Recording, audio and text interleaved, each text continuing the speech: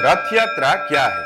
कल्पना कीजिए अगर मैं आपसे कहूं कि भारत में एक ऐसा मंदिर है जहां भगवान साल में सिर्फ एक बार अपने मंदिर से बाहर निकलते हैं और अपने भक्तों के बीच स्वयं चलकर आते हैं, जहां करोड़ों लोग भगवान के दर्शन करने नहीं जाते बल्कि भगवान स्वयं अपने भक्तों को दर्शन देने आते हैं, जहां राजा भी हाथ में सोने की झाड़ू लेकर भगवान के रथ की सफाई करता है, जहां करोड़ों लोग एक ही रस्सी पकड़कर भगवान के रथ को खींचते हैं और जहां जाति, धर्म, भाषा, अमीरी, गरीबी सब कुछ पीछे छूट जाता है। सिर्फ एक पहचान रह जाती है, मैं भगवान जगन्नाथ का भक्त हूं। यही है पुरी की विश्वविख्यात श्री जगन्नाथ रथ यात्रा। लेकिन क्या यह सिर्फ एक धार्मिक त्योहार है या इसके पीछे छिपा है हजारों वर्षों का इतिहास, राजाओं का समर्पण, अद्भुत वास्तुकला, ऐसी परंपराएं जो आज भी बिना रुके चल रही है और ऐसे रहस्य जिनका उत्तर आधुनिक विज्ञान भी पूरी तरह नहीं दे पाया।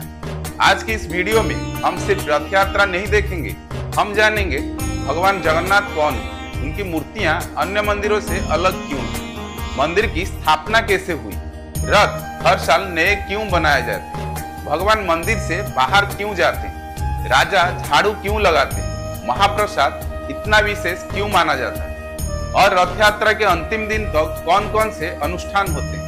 अगर आप उड़ीसा से नहीं हैं, अगर आपने कभी पुरी नहीं देखा तो यह वीडियो आपको ऐसा अनुभव देगा जैसे आप स्वयं रथ यात्रा में उपस्थित हैं। और अगर आप उड़ीसा से हैं तो यह वीडियो आपको अपनी संस्कृति को और गहराई से समझने का अवसर देगा। इसलिए वीडियो को अंत तक जरूर देखिए, क्योंकि हर अगले भाग में एक ऐसा रहस्य खुलेगा जो पिछले भाग से अधिक रोचक होगा। अगर आपको भारतीय संस्कृति, इतिहास, फिटनेस, फाइनेंस ज्ञान और वास्तविक तथ्यों पर आधारित वीडियो पसंद है तो अभी इस चैनल को सब्सक्राइब कीजिए, वीडियो को लाइक कीजिए और बेल आइकन जरूर दबाइए, क्योंकि यहाँ हम सिर्फ जानकारी नहीं देते, हम विषय की गहराई तक पहुँचते हैं। अब शुरुआत करते हैं। सबसे पहले समझते हैं जगन्नाथ का अर्थ क्या है। जगन्नाथ दो शब्दों से मिलकर बना है, जगत अर्थात पूरी सृष्टि और नाथ अर्थात स्वामी, अर्थात संपूर्ण संसार के स्वामी। भगवान जगन्नाथ को भगवान विष्णु और श्री कृष्ण का एक विशेष स्वरूप माना जाता है। उनके साथ बड़े भाई बलभद्र, बहन सुभद्रा और सुदर्शन चक्र भी पूजा होती। यह केवल एक मंदिर नहीं, यह एक जीवित परंपरा है। हर दिन सैकड़ों सेवाएं, विशिष्ट नियम, विशाल रसोई, महाप्रसाद और ऐसी परंपराएं जो सदियों से बिना रुके चली आ रही। यही कारण है कि पुरी का श्री जगन्नाथ मंदिर भारत के 4 धाम में से एक माना जाता है और दुनिया भर से श्रद्धालु यहाँ आते। लेकिन सबसे बड़ा प्रश्न अभी भी वही, आखिर भगवान जगन्नाथ का यह अनोखा रूप आया कहां से? उनकी मूर्तियां अधूरी जैसी क्यों दिखाई देती? किस राजा ने इस मंदिर का निर्माण कराया और भगवान ने स्वयं अधूरे रूप में रहने का निर्णय क्यों लिया? इन सभी प्रश्नों का उत्तर आगे मिलेगा, जहां हम जानेंगे भगवान जगन्नाथ की उत्पत्ति, नीलमाधव की रहस्यमयी कथा, राजा इंद्रद्युम्न की खोज और उस दिव्य घटना के बारे में जिसने इतिहास बदल दिया।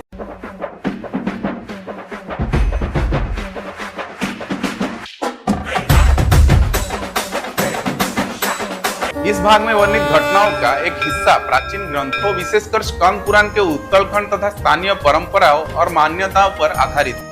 इन्हें श्रद्धा और सांस्कृतिक विरासत के संदर्भ में समझा जाता है। एक राजा, एक सपना और एक रहस्य। कई शताब्दियों पहले मालवा के एक धर्मपरायण राजा थे, राजा इंद्रद्युम्न। उनका एक ही सपना था, ऐसे भगवान के दर्शन करना जो स्वयं भगवान विष्णु का दुर्लभ स्वरूप है। एक दिन उन्हें एक रहस्यमय देवता के बारे में पता चला, जिनका नाम था नीलमाधव।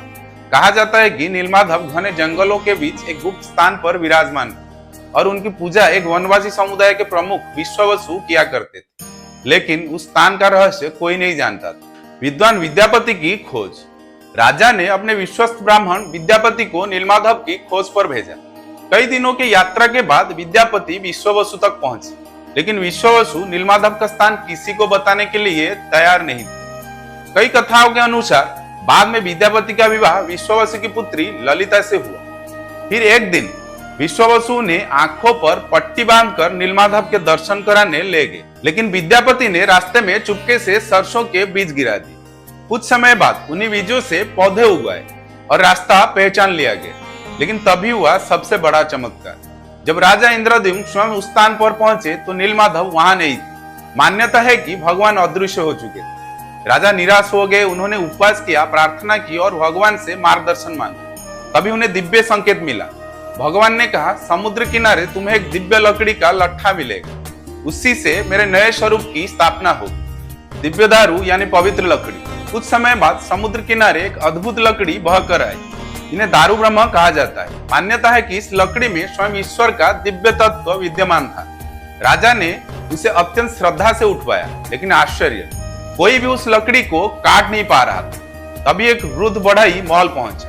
उसने कहा, मैं इन मूर्तियों का निर्माण कर सकता हूं, लेकिन मेरी एक शर्त है, जब तक मैं काम करूं कोई भी दरवाजा नहीं खोलेगा। राजा ने यह शर्त स्वीकार कर ली। आखिर रहस्यमय बढ़ई कौन था? कई धार्मिक मान्यताओं के अनुसार यह कोई साधारण बढ़ई नहीं थी, बल्कि स्वयं विश्वकर्मा देवताओं के दिव्य शिल्पकार थे। उन्होंने स्वयं को सामान्य कारीगर के रूप में प्रस्तुत किया। उन्होंने कक्ष का द्वार बंद किया और मूर्तियां बनाना शुरू किया। दिन बीतते गए, बाहर से कोई आवाज नहीं आ रही। रानी चिंतित हो गई। उन्हें लगा कहीं वृद्ध कारीगर के साथ कुछ अनहोनी तो नहीं हो गई। राजा भी बेचैन हो उठे। आखिरकार उन्होंने द्वार खोल दिया और यहीं से शुरू हुआ सबसे बड़ा रहस्य। दरवाजा खुलते ही कारीगर वहां नहीं थे और सामने थी 3 दिव्य मूर्तियां, भगवान जगन्नाथ, बलभद्र और सुभद्रा। लेकिन उनके हाथ पैर पूरी तरह बने हुए नहीं थे। राजा को लगा उनसे बहुत बड़ी भूल हो गई। वे पश्चाताप करने लगे, लेकिन तब भी दिव्य संदेश मिला। भगवान ने कहा, यही मेरा इच्छित स्वरूप है। मैं इसी रूप में भक्तों के बीच रहूंगा। मैं किसी एक जाति, वर्ग या रूप तक सीमित नहीं हूँ। मेरा यह स्वरूप बताता है कि ईश्वर बाहरी पूर्णता से नहीं, बल्कि प्रेम और भक्ति से पूर्ण होते हैं। ध्यान रहे, यह धार्मिक परंपरा और मान्यता पर आधारित व्याख्या है। इतिहासकार इस कथा को सांस्कृतिक और धार्मिक परंपरा का महत्वपूर्ण हिस्सा मानते हैं। भगवान जगन्नाथ का स्वरूप इतना अलग क्यों है? यही कारण है कि भगवान जगन्नाथ की मूर्तियां दुनिया की अधिकांश मंदिरों से अलग दिखाई देती। बड़ी गोल आंखें, विशाल मुस्कान, विशिष्ट लकड़ी की प्रतिमाएं और अनोखा स्वरूप, यही उनकी सबसे बड़ी पहचान बन गया। हर भक्त, हर संस्कृति, हर भाषा अपने अपने भाव से भगवान को देख सकती है। लेकिन कहानी ही खत्म नहीं होती। अब प्रश्न है, क्या वही मूर्तियां आज भी मंदिर में हैं? उत्तर है नहीं, क्योंकि भगवान जगन्नाथ की प्रतिमाएं एक विशेष परंपरा के तहत समय समय पर बदली जाती है। इसे कहा जाता है नवकलेवर। आखिर यह नवकलेवर क्या है? कैसे चुनी जाती है वह पवित्र लकड़ी? क्यों हजारों सेवायत महीने तक इसकी तैयारी करते हैं? और आखिर श्री जगन्नाथ मंदिर की स्थापना कैसे हुई? इन सभी रहस्यों का उत्तर मिलेगा अगले भाग में। जय जगन्नाथ।